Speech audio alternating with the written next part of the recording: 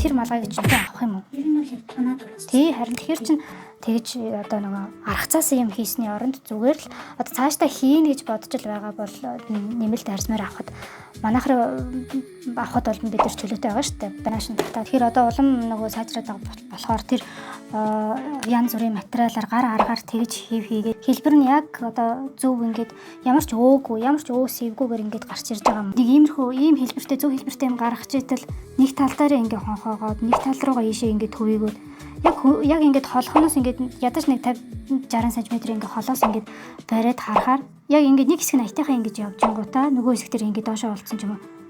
Манайхаар одоо тийм зургнууд зөндөө ирдэг шүү дээ. Би та нарт харуулжсэн те. Тэр зургнууд ч одоо яг л тийм хэвнийх гэсэн үг шүү дээ.